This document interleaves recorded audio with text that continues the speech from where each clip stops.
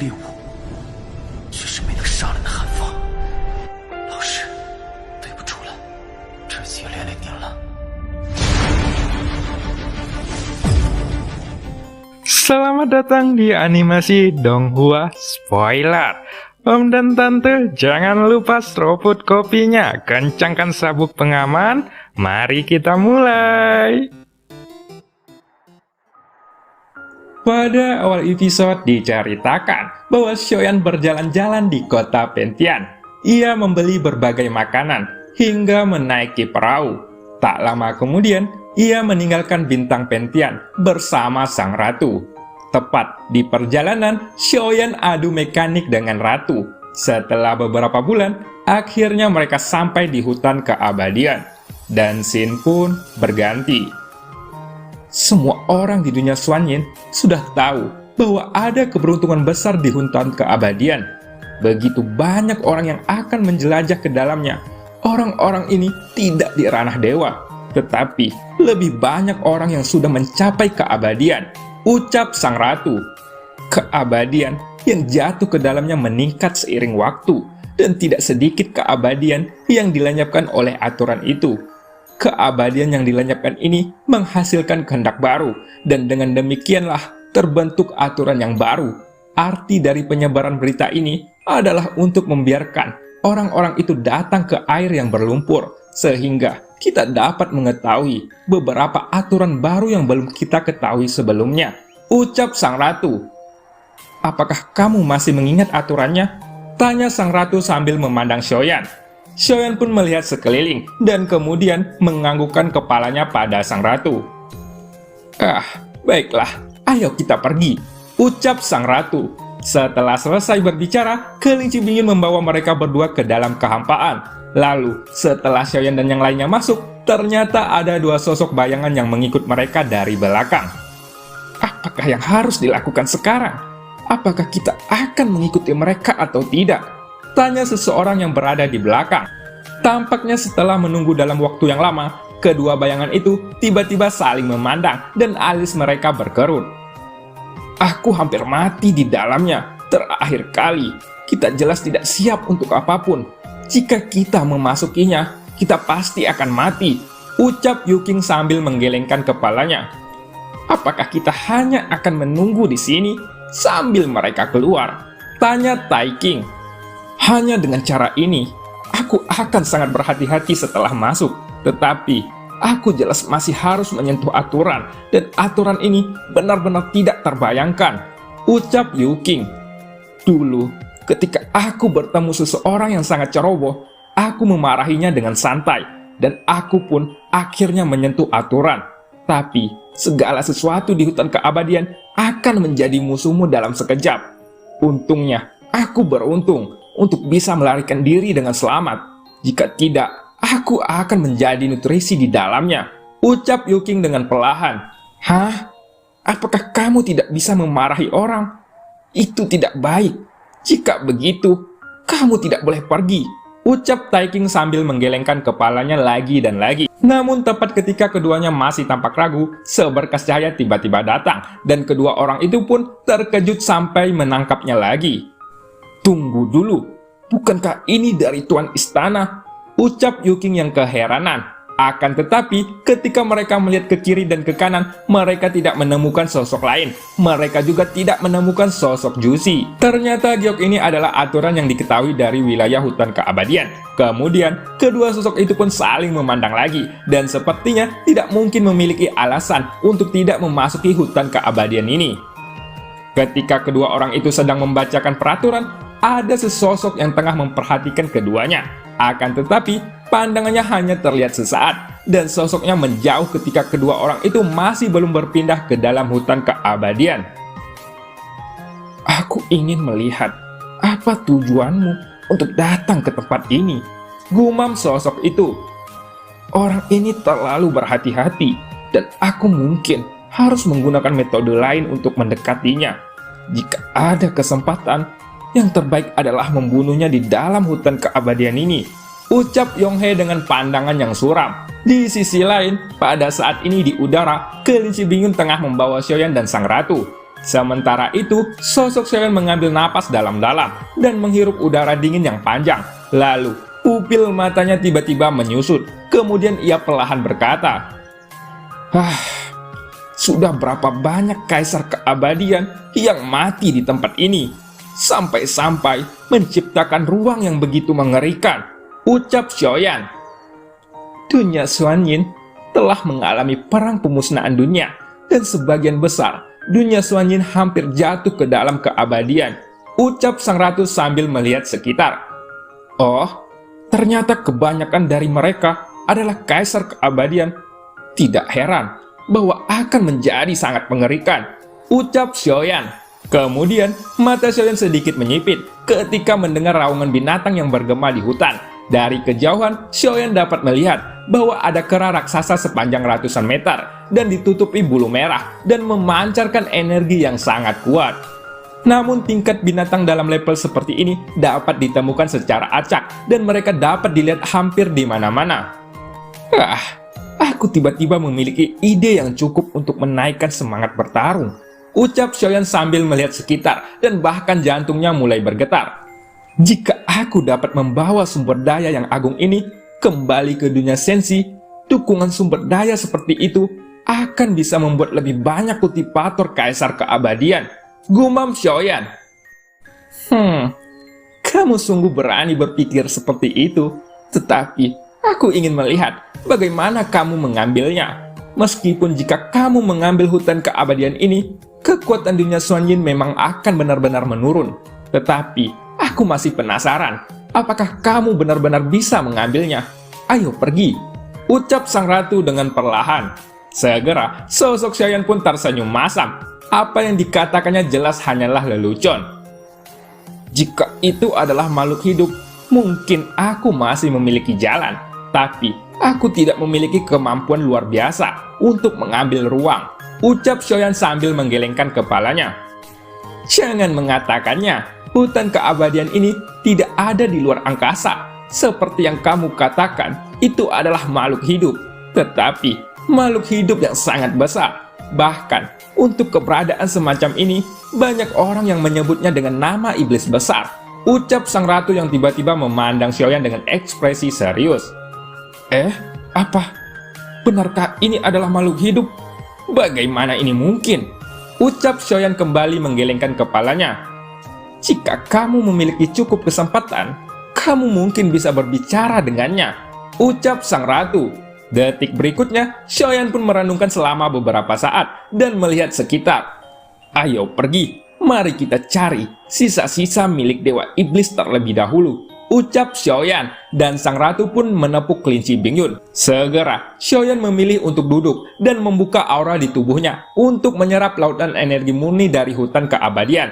Setelah beberapa saat, Xiaoyan pun kembali berkata, binatang buas di hutan ini masih menjadi masalah bagiku, ucap Xiaoyan sambil sedikit mengerutkan dahinya. Oh, kenapa? Kamu tidak ingin membunuhnya? Tanya sang ratu dan Xiaoyan pun segera menatap sang ratu dengan curiga. Bukankah batu giok yang kamu berikan padaku itu memberikan aturan bahwa kita tidak bisa membunuh binatang buas di hutan keabadian ini, ucap Xiaoyan. Itu memang benar, tapi aku memiliki hubungan yang baik dengannya. Tidak apa-apa, jika kamu ingin membunuh beberapa ratus kepala, aku akan berbicara dengannya setelah itu. Bagaimanapun juga, ada banyak binatang buas di sini. Membunuh beberapa tidak akan menjadi masalah, ucap sang ratu dengan santai. Detik berikutnya, Xiaoyan pun terkejut bukan main. Setelah memikirkannya untuk waktu yang lama, ternyata aturan ini sama sekali tidak berlaku bagi sang ratu.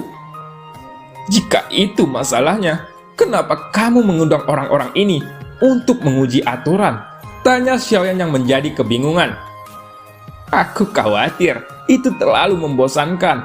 Jadi, mari kita buat tempat ini sedikit lebih hidup. Suamiku, bukankah kamu menyukainya? Ucap sang ratu sambil tertawa pelan.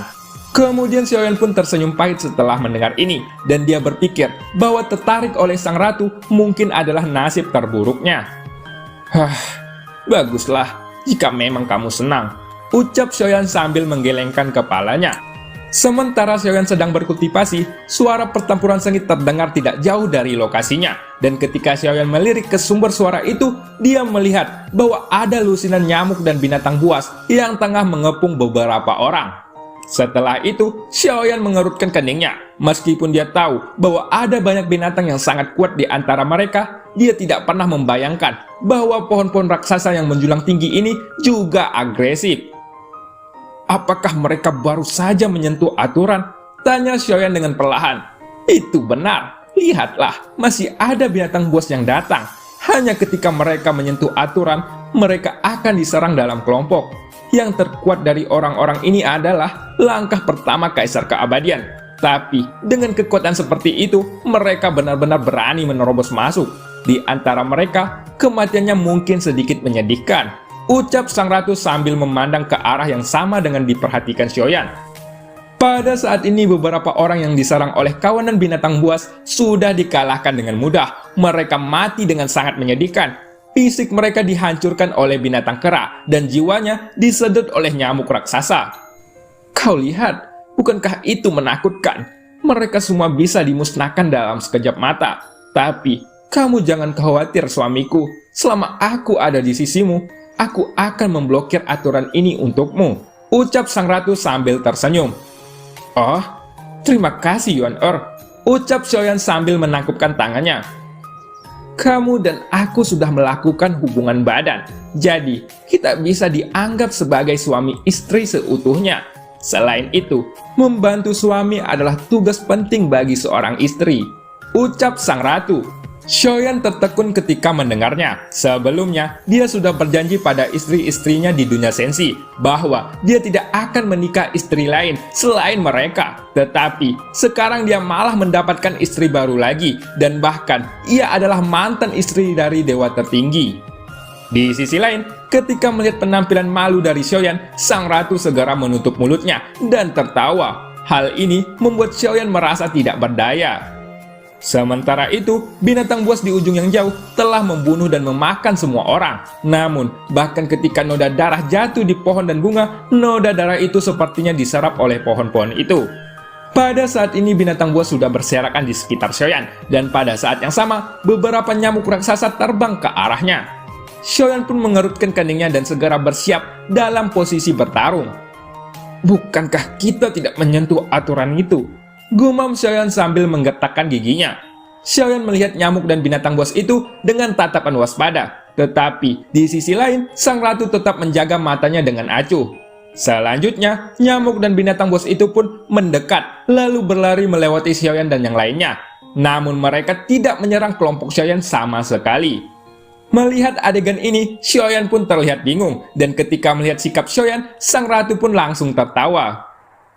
Haha, jangan gugup. Mereka hanya lewat. Ayo pergi, kita harus segera mencapai tujuan kita, ucap sang ratu. Setelah itu, Xiaoyan dan yang lainnya melanjutkan perjalanan ke dalam hutan keabadian. Mereka melewati banyak pohon yang menjulang ke langit dan melesat dengan kecepatan penuh. Ketika melihat ke sisi yang jauh, di sepanjang pemandangannya, hutan keabadian itu diselimuti lapisan kabut berwarna abu-abu. Tapi, kabut ini bukanlah kabut yang dihasilkan oleh hujan. Kemudian setelah mendekati kabut itu, Xiaoyan menyadari bahwa kabut abu-abu ini adalah binatang buas yang terlihat seperti kabut karena saking banyaknya. Saat mendekat, daerah sekitarnya tidak lagi kosong. Banyak sosok yang muncul, tetapi kebanyakan dari mereka menjaga jarak dari kelompok Xiaoyan. Lagi pula, tempat semacam ini adalah demi penciptaan, dan mereka tidak ingin membuat konflik dengan pendatang. Mereka hanya akan bergerak ketika ada seseorang yang menyentuh aturan tabu itu. Xiaoyan pun mendekat dengan perlahan, namun tiba-tiba ada sosok yang datang dari kejauhan. Senior, kebetulan sekali kita bertemu lagi, ucap Yonghe. Pada saat ini, Xiaoyan melihat Yonghe yang duduk bersila di atas labu terbang. Ah, apakah ini kebetulan? Aku tidak berpikir ini kebetulan, ucap Xiaoyan dengan nada dingin. Wajah Yonghe langsung membeku ketika mendengarnya. Ia sepertinya merasakan niat membunuh dari Xiaoyan dan buru-buru berkata, Senior, jangan salah paham dulu. Aku tidak mengikutimu. Aku baru saja mendapat kabar tentang iblis surgawi secara kebetulan. Jadi, aku kesini untuk mencari keberuntungan. mungkin ini adalah takdir karena kita bisa bertemu lagi di sini, ucap Yonghye sambil tersenyum masam. Kalau begitu, biarkan aku memasuki jiwamu untuk melihat apakah ini kebetulan atau bukan, ucap Xiaoyan sambil menatap Yonghye. Setelah selesai berbicara, sosok Xiaoyan tiba-tiba bergerak. Dia mengangkat tangannya, dan sayap dewa pun muncul di belakang punggungnya. Kemudian, ia menarik penguasa barat dari punggungnya, lalu mengayunkannya ke arah labu yang dinaiki oleh Yonghye. Wajah Yonghye pun langsung berubah ketika melihat adegan ini. Sosoknya pun langsung melesat ke belakang dan menempatkan labu terbang di depannya. Labu terbang pun dihantam oleh penguasa barat. Lalu, suara ledakan langsung terdengar di detik berikutnya. Apakah kamu masih ingin berpura-pura baik di depanku? Ucap Xiaoyan dengan wajah dingin. Mata Xiaoyan sedikit menyipit, dan saat berikutnya, dia mengepalkan tangannya. Lalu, api mengerikan tiba-tiba mengalir ke penguasa baratnya. Kemudian, Xiaoyan mengangkat penguasa barat dengan kedua tangannya, dan guntur hitam langsung mengalir ke dalamnya. Guntur hitam itu bergabung dengan api dan mengalir di dalam penguasa baratnya. Teknik bayangan api dan guntur, ucap Xiaoyan. Setelah itu, sebuah bayangan yang terbungkus api dan guntur membumbung ke langit, dan itu memancarkan aura yang sangat kuat. Di sisi lain, Yonghye segera menampar labunya, dan uap air yang agung dimuntahkan dari labu itu. Lalu, uap air itu berubah menjadi binatang air, dan bertabrakan dengan serangan api dari Xiaoyan. Api dan guntur bertabrakan dengan air, lalu menghasilkan ledakan yang cukup besar. Kemudian, setelah ledakan ini, Yonghye pun mundur beberapa langkah dan menstabilkan tubuhnya. Saudaraku, kamu dan aku tidak memiliki masalah apapun. Aku benar-benar hanya lewat. Jika kamu tidak senang dengan keberadaanku, aku akan segera pergi dari sini, ucap Yonghye. Pada saat ini, sang ratu duduk di punggung kelinci Bingyun dengan matanya yang indah. Dia mencerminkan sosok Xiaoyan di matanya. Jelas, kekuatannya masih sangat lemah. Tapi serangannya memiliki aura yang sangat kuat. Itu benar-benar membuat orang semakin menyukainya. Dan dalam beberapa aspek, itu lebih baik daripada semua makhluk hidup yang pernah kutemui, gumam sang ratu sambil memandang Xiaoyan. Kemudian sang ratu mengangkat kepalanya, dan wajahnya menggambarkan kebahagiaan yang tidak bisa disembunyikan. Sepertinya ia melihat sosok dewa tertinggi ketika melihat Xiaoyan yang sedang bertarung. Kau sudah mengganggu Suekun sebelumnya, dan kemudian mendekatiku berkali-kali. Jadi, biarkan aku memasuki jiwamu. Atau, jika kau tidak mau, bertarunglah denganku. Adapun apa yang kau katakan, aku tidak akan percaya, ucap Xiaoyan dengan wajah yang masih dingin. Kini mata Yonghye menjadi sedikit suram. Dia menatap Xiaoyan dengan mata dingin, dan kemudian telapak tangannya memukul labu terbangnya secara berturut-turut. Setelah itu, air hitam menyembur keluar dari labu terbangnya, dan air itu langsung menyelimuti sosok Xiaoyan dalam sekejap. Xiaoyan pun melambaikan penguasa baratnya untuk menghilangkan air hitam itu. Namun, setelah air itu menghilang, sosok Yonghye melarikan diri ke kejauhan. Pada saat ini, Xiaoyan hanya bisa memegang penguasa barat dan menatap Yonghye yang melarikan diri dengan matanya yang sedikit menyipit. Orang itu entah dari istana pemburu dewa, atau dia datang ke sini atas perintah seseorang. Tapi kupikir yang pertama memiliki kemungkinan yang kuat. Sayang sekali, aku tidak nyaman untuk menghajarnya di sini. Tapi untuk apa dia masuk ke sini? Aku khawatir dia tidak datang untuk mendapatkan warisan ataupun keberuntungan. Mungkin dia ingin mengincarku ataupun sang ratu, gumam Xiaoyan sambil menyipitkan matanya. Setelah itu, Xiaoyan kembali ke punggung kelinci Bingyun dan duduk di samping sang ratu dengan wajahnya yang masih terlihat bingung. Selanjutnya, sang ratu memandang Xiaoyan yang sangat menyadari keanehan itu. Dia mengangguk sebagai penghargaan dan kemudian membuka mulutnya untuk menjelaskan kebingungan dari Xiaoyan. Seperti yang kamu duga, orang barusan adalah avatar dari Jusi, sang penguasa dari pemburu dewa, ucap sang ratu. Apa? Avatar Jusi, ucap Xiaoyan dengan wajah terkejut. Dia mempunyai lebih dari satu avatar. Alasan kenapa dia mempunyai avatar sama denganmu, yaitu kekuatan dewanya tidak bisa meningkat, dan avatarnya juga lebih kuat daripada tubuh dewanya. Tapi, sepertinya dia merahasiakan masalah avatar ini dari orang lain. Ini karena sangat sedikit orang yang mengetahui. Bahkan, ia mempunyai avatar di sisinya, ucap sang ratu sambil menganggukkan kepalanya. Apakah dia yakin bahwa kamu tidak tahu identitasnya? Dilihat dari kepercayaan dirinya, dia sepertinya tidak tahu tentang itu. Tapi sayangnya, dia mempunyai 3 avatar, dan seharusnya aku tidak salah dengan dugaanku ini, ucap sang ratu sambil mengerutkan keningnya. Xiaoyan terkejut dengan ucapan ini. Itu karena sang ratu sudah tertidur selama ribuan tahun. Namun, ia masih bisa tahu informasi penting seperti ini, yang bahkan Jushi sendiri merahasiakan informasi ini dari semua bawahannya. Dan cerita pun berakhir. Sampai jumpa di episode selanjutnya. Buah duku dimakan Pak Taryo. Selamat menunggu next radio.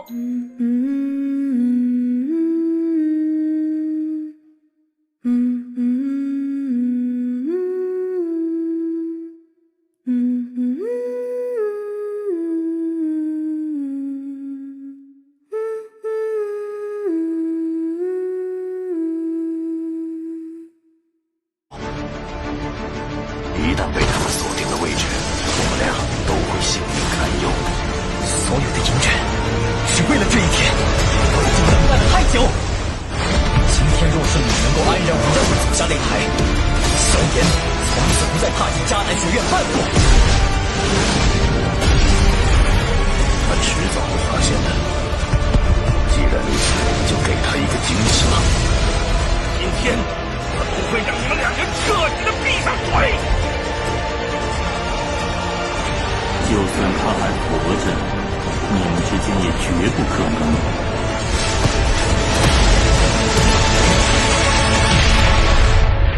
加玛帝国云岚宗，我萧炎回来了。